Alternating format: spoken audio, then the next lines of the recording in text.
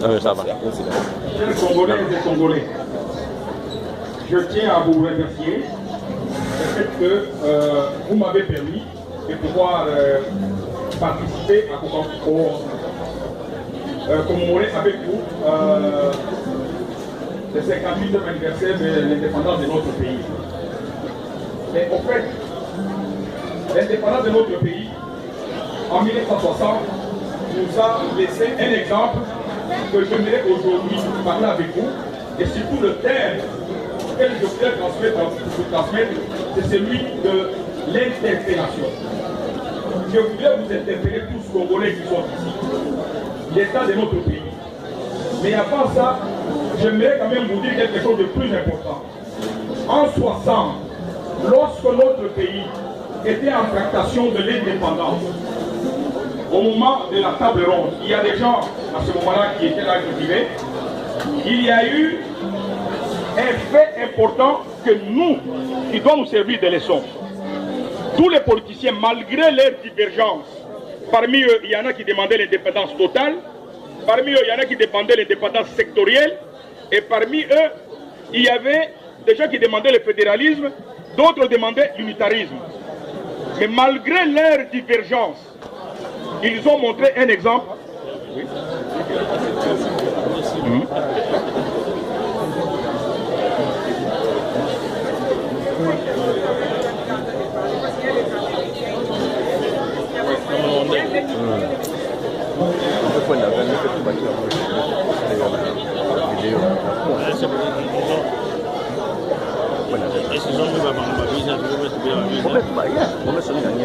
Et voilà, le comité m'a demandé de me mettre ici au milieu pour que tout le monde puisse écouter un peu ce que je suis en train de dire. Pour ceux-là qui n'écoutent pas le français, j'espère qu'il y a des gens qui peuvent l'interpréter. J'aimerais vous dire ceci. Je voudrais retracer un fait important dans lequel je voudrais interpeller tous les Congolais qui sont ici. Ce qui est vrai que notre pays est accédé à l'indépendance en 1960, le 30 juin 1960.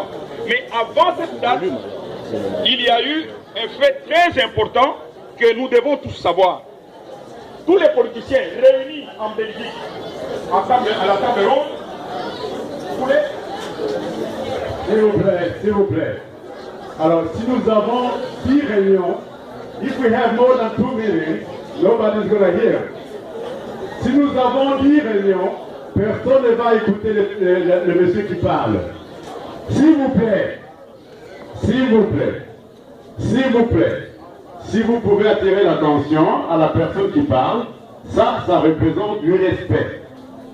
Si nous devons avoir 20 réunions, parce que nous sommes rencontrés ici, alors le monsieur qu'on a invité pour vous parler du Congo, vous n'allez rien piger.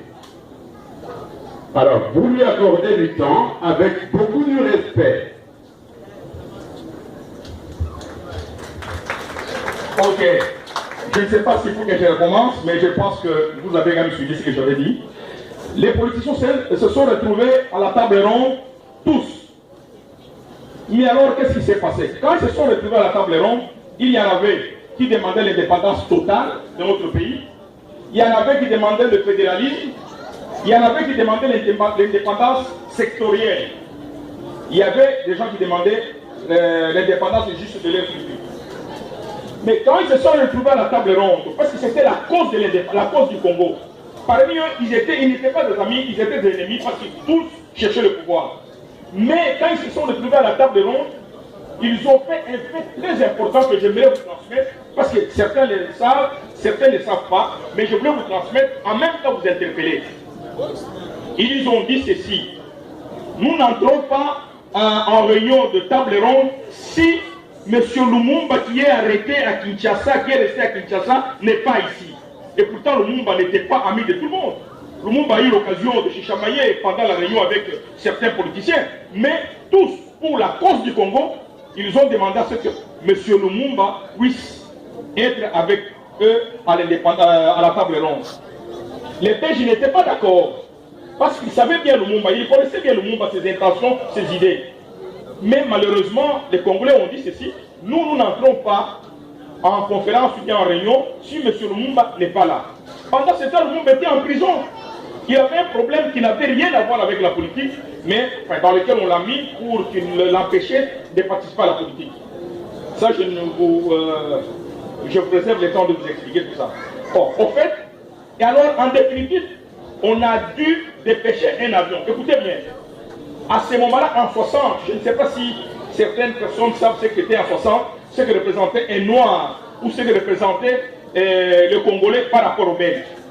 Il était difficile d'affréter un avion pour aller chercher un Congolais, un noir, qui était resté au Congo et qui, à tout moment, quand il avait l'occasion, il s'en prenait aux Belges. Il était difficile, mais ils étaient obligés d'aller chercher Lumumba et on l'a mené à la table pour pouvoir participer à la réunion. Donc, dans ça, l'exemple c'est quoi?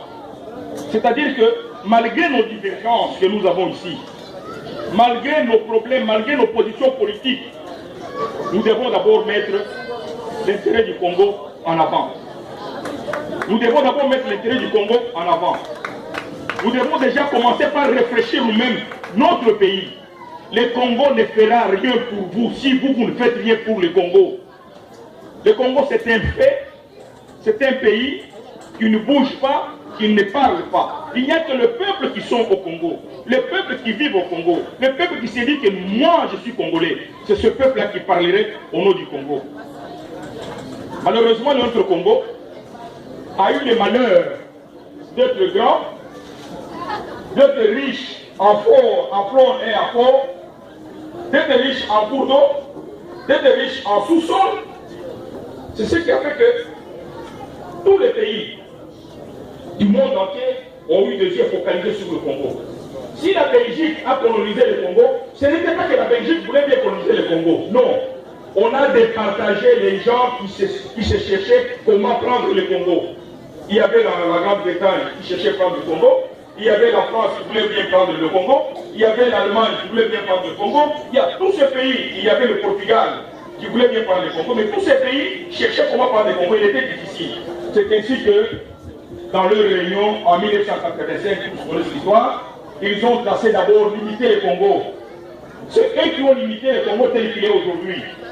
Après avoir limité le Congo, qu'est-ce qu'ils ont fait? Alors ils ont dit, mais donnons le Congo à quelqu'un qui est neutre. Donnons le Congo à quelqu'un qui est faible. Donnons le Congo à quelqu'un que nous pouvons corriger et suivre. C'est ainsi qu'ils ont donné le Congo à une seule personne. C'est pas la Belgique qu'on a donné le Congo. Je crois que beaucoup de gens ont appris l'histoire. On a donné le Congo au roi des Belges. On a donné le Congo au roi Léopold II, qui lui déjà en dessous, comme il savait que les grands étaient en train de disputer le Congo, il a commencé à faire aussi les tractations pour qu'on lui donne le pays. On lui a donné le pays. Le pays est immensément riche.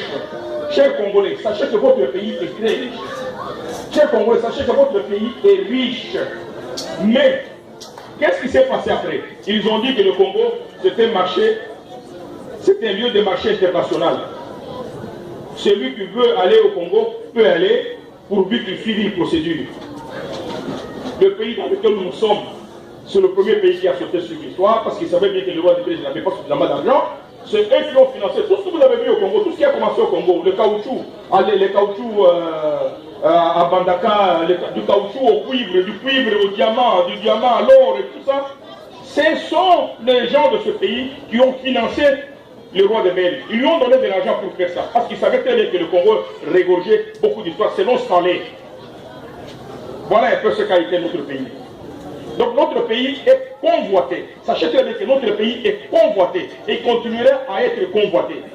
Ce que nous voyons au pays, ce que nous voyons comme politique au pays, sachez très bien, chers frères, il est dirigé par ceux-là qui ont de l'argent.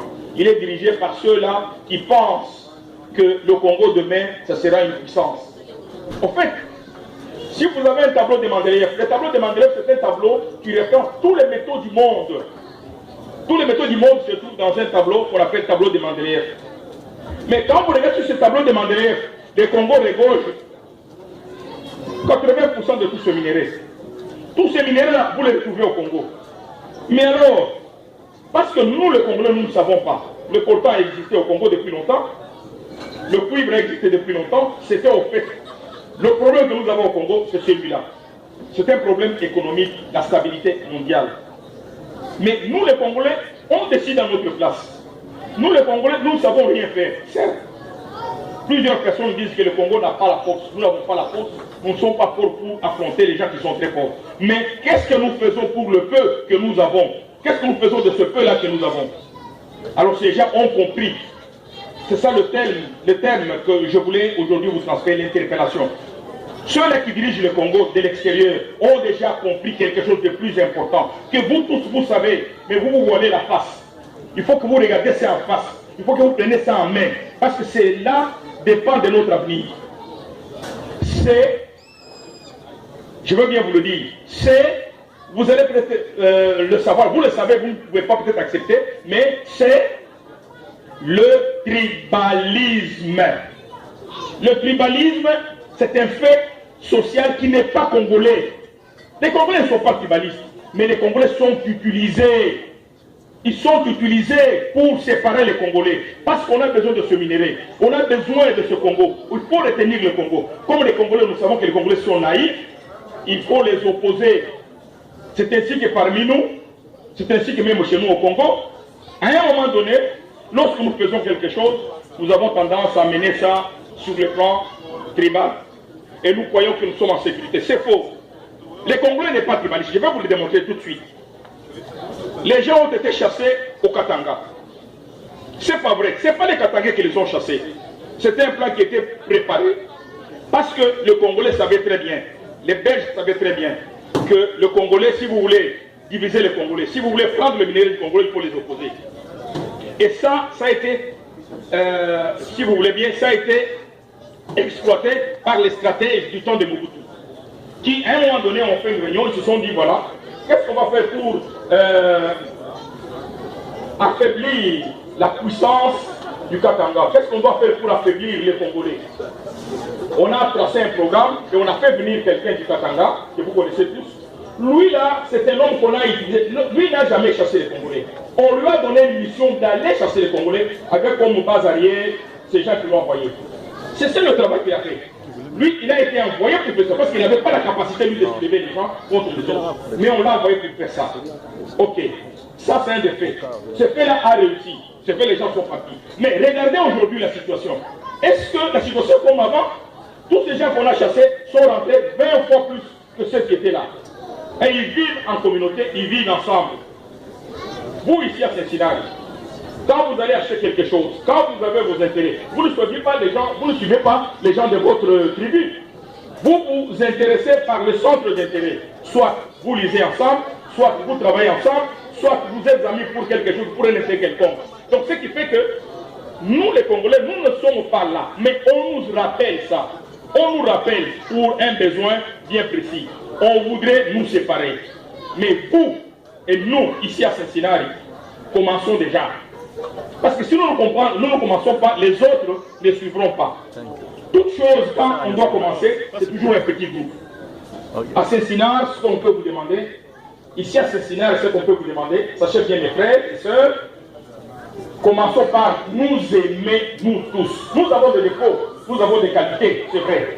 Mais regardons les côtés positifs de chacun. Ne regardons pas les défauts, parce que quand nous regardons les défauts, tous nous avons des défauts, nous ne pouvons pas nous mettre ensemble.